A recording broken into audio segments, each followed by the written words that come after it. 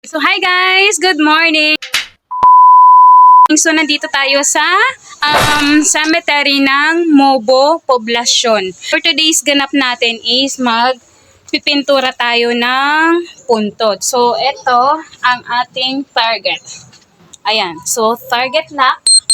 Nakita nyo naman, malinis na siya pero yung pintura niya hindi ganun ka sulit. So, tara, ikot muna tayo. Ayan. So, nakikita nyo, medyo ano na yung pintura niya. Ayan, oh.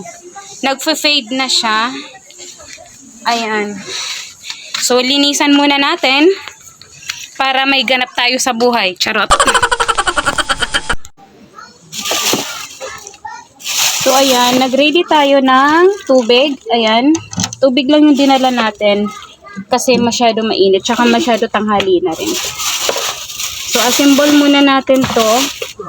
To. Assemble natin.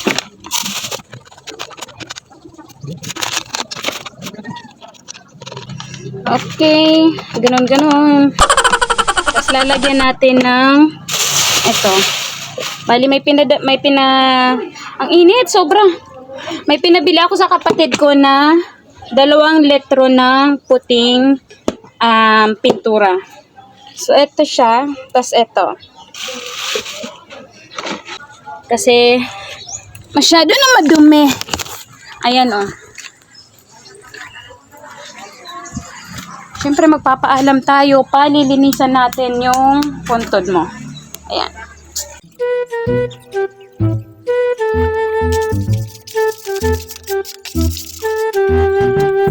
So, ayan. Wala tayo ngayong dalang walis. So, kailangan natin magmano-mano. Kung ano na lang maisipan natin na pwedeng panlinis, so yun na lang gagawin natin.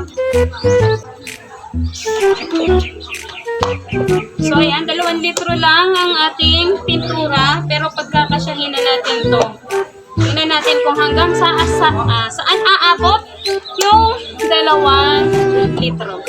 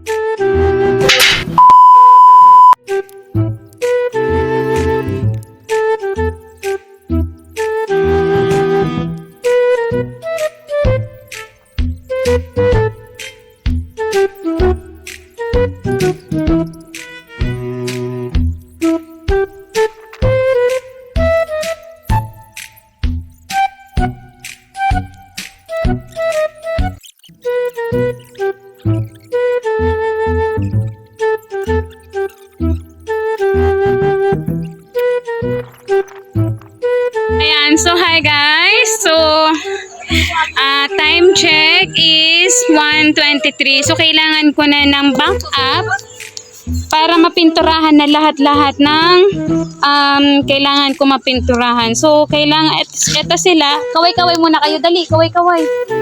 Yan. So, kinailangan ko yung tulong nila para matapos na to. Wag na yan sa taas, be. Para matapos na. May natitira pa naman akong konting pintura, pero kailangan ko talaga ng tulong na itong mga batang to kasi nga is talagang ang init-init. Hoy, baka uritan ka mo sa iyo, Iloy. Amo lang. Matuod? Buwa mo ba ya?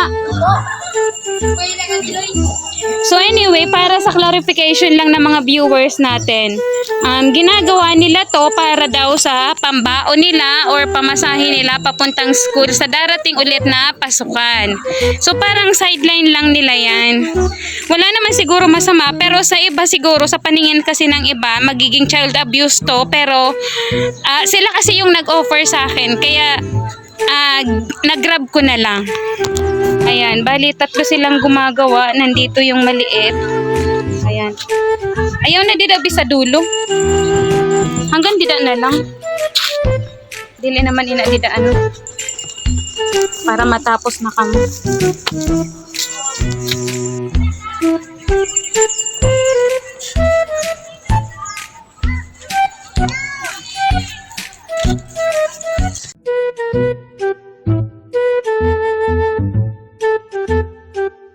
So ayan, bago tayo magkalimutan guys, please mag-subscribe kayo sa YouTube channel ko para updated kayo lagi sa i-upload nating video. Thank you so much!